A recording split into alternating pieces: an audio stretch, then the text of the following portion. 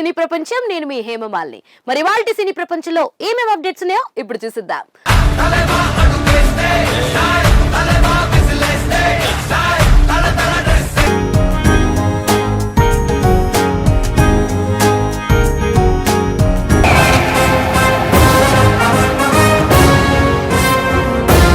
ముందుగా మొదటిది, ఇంకో 2 రోజులే షూటింగ్ ఉందా?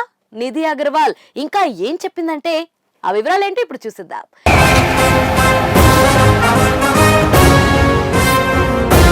నిధి అగర్వాల్ తాజాగా షాపింగ్ మాల్ ఓపెనింగ్ లో సందడి చేసింది. ఆమె ప్రస్తుతం 2 క్రేజీ ప్రాజెక్ట్స్ తో బిజీగా ఉంది. గత కొన్నేళ్లుగా ఈ 2 చిత్రాల రిలీజ్ కోసం ఆమె ఎదురు చూస్తుంది.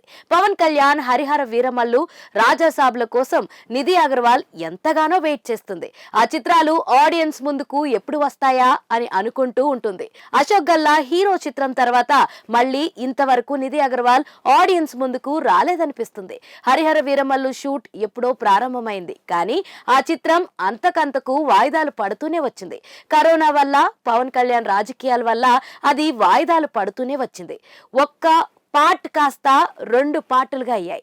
క్రిష్ కూడా ఆ ప్రాజెక్ట్ వదిలేసి వెళ్ళిపోయాడు. ఇప్పుడు జ్యోతి కృష్ణ ఆ సినిమాను తీస్తున్నాడు. అలా హరిహర వీరమల్లు మీద ఇప్పుడు ఫ్యాన్స్ కి కూడా ఇంట్రెస్ట్ సన్నగిలిపోయింది.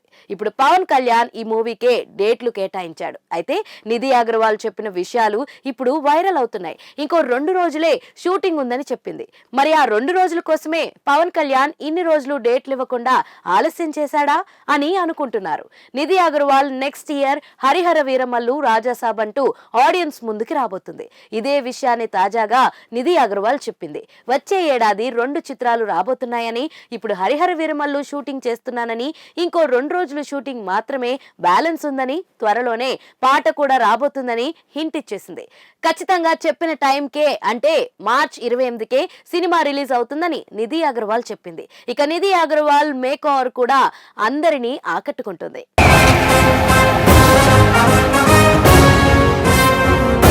మన సినీ ప్రపంచంలో నెక్స్ట్ అప్డేట్, నమ్మకంతో ప్రేమించే భర్త కావాలి అంటుంది సమంత. మరి ఆ వివరాలేంటో ఇప్పుడు చూసేద్దాం.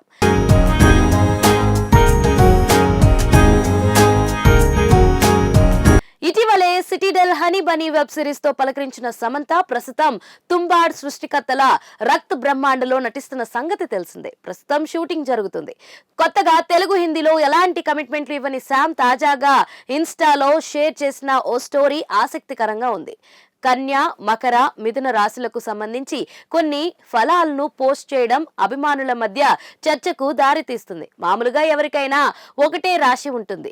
మరి శామ్ ఇలా పని కట్టుకుని చెప్పడం వెనుక ఉద్దేశాలు ఏమై ఉంటాయని డిస్కషన్ చేసుకుంటున్నారు.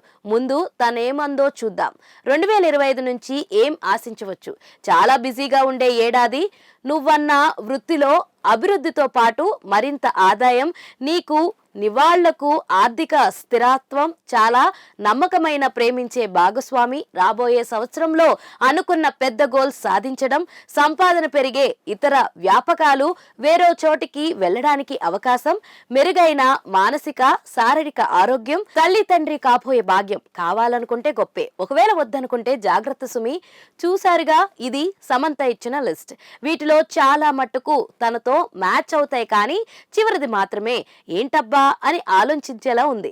3 రాసుల ప్రస్తావన తెచ్చింది కాబట్టి తనది మాత్రమేనా లేక ఇంకెవరినైనా ఉద్దేశించి అన్నదా అనే కోణంలో విశ్లేషణ చేస్తున్న వాళ్ళు లేకపోలేదు. నాగ చైతన్య, శోభితుల వివాహం జరిగిన టైంలో శామ్ ఇస్తున్న ఇంటర్వ్యూలు, పోస్టులు వైరల్ అవుతున్నాయి.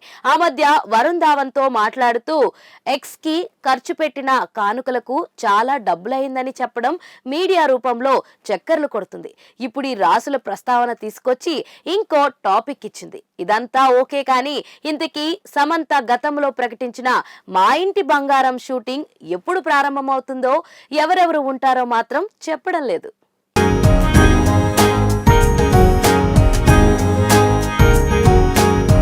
మన సినీ ప్రపంచంలో నెక్స్ట్ అప్డేట్, ఇతను పవన్ కాదు, తుఫాన్ గ్లోబల్ లోనే టాప్ 2. మరి ఆ వివరాలేంటో ఇప్పుడు చూసేద్దాం.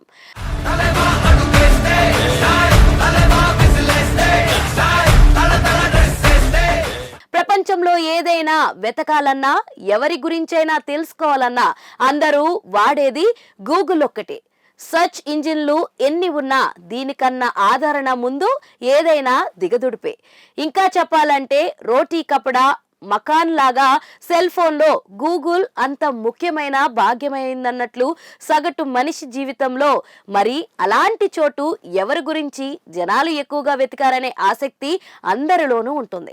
ముఖ్యంగా సినిమా రంగం గురించి వేరే చెప్పాలా?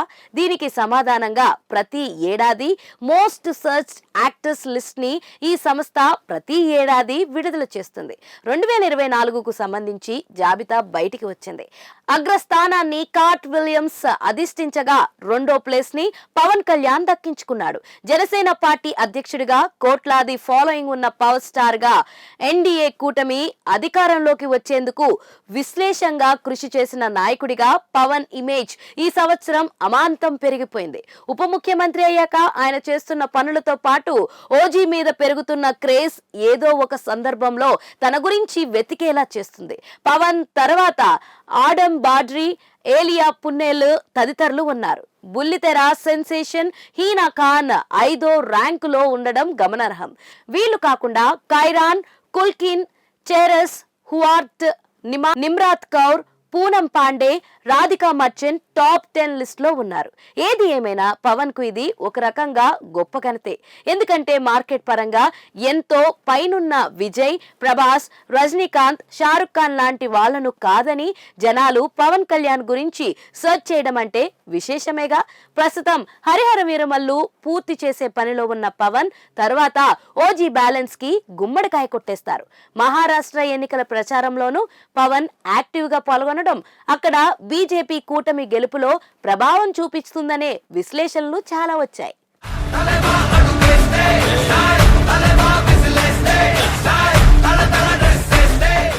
సో చూసారు కదా, ఇదండి ఇవాల్టి సినీ ప్రపంచం. మరొక ఇంట్రెస్టింగ్ ఎపిసోడ్ తో మళ్ళీ కలుసుకుందాం. అప్పటి వరకు చూస్తూనే ఉండండి పూరా local. This is your Hemamalini signing off. By.